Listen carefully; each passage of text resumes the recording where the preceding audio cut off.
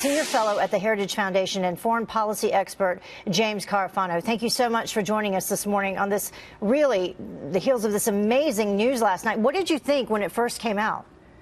You know, I kind of thought it was predictable. I mean, we know a couple of things about Trump. One is we know he likes to meet with leaders, particularly his competitors, and kind of size them up. It's kind of a Trumpian thing he does. We also know he's actually really good at these meetings. He's had many of them, and he actually does very, very well. And most importantly, what this shows is what a lot of us have been saying all along. This was not a crisis spinning out of control. The United States wasn't getting ready to preemptively attack North Korea. That maximum pressure, it was the right policy, and the president was right to stick with it. Yeah, and that's what is interesting. One of many things, talking about how people were just going the complete opposite direction. Let's take a look at this timeline from North Korea and the launch that they've had of some of their nuclear tests. Going from February 12th in 2017, that was their first test during President Trump's administration, and then their last was on November 28th, 2017. That was their last ICBM test. People that are against President Trump said that he is driving us straight towards war, and now we have this. Yeah, well, it's because they're idiots.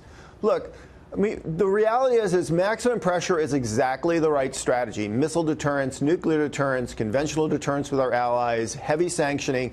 These keep Kim from becoming a more serious threat. Now, I think we have to be honest. We don't know why Kim does what he does. Maximum pressure is a strategy to keep him being a threat. It doesn't necessarily drive how he chooses to negotiate. So we don't know where this is going.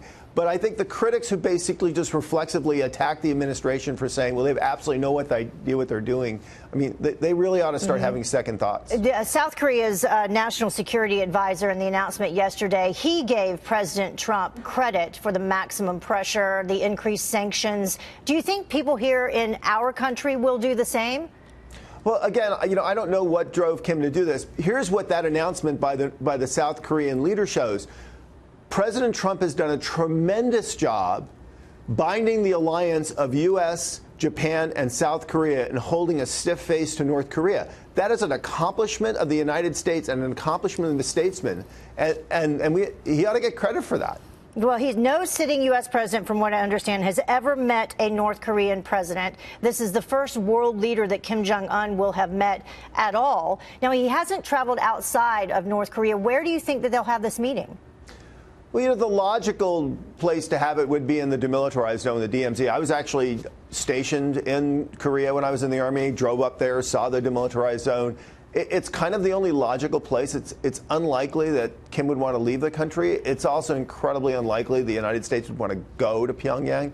So that would be my guess. Yeah, and definitely still taking precautions, as Griff Jenkins was just telling us, the president tweeting out yesterday that they will also have this missile freeze during this time period until May when they have this meeting.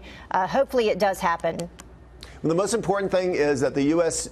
policy and strategy is maximum pressure stays in place until North Korea is no longer a nuclear threat to the United States or its allies. Yeah. I mean, just give it a chance, though. People already last night, some of the people against President Trump saying there's no way that he will be prepared to have this meeting. Give it a chance. They're just yahoos. Yeah. All right, James, thank you so much for joining us. Appreciate it.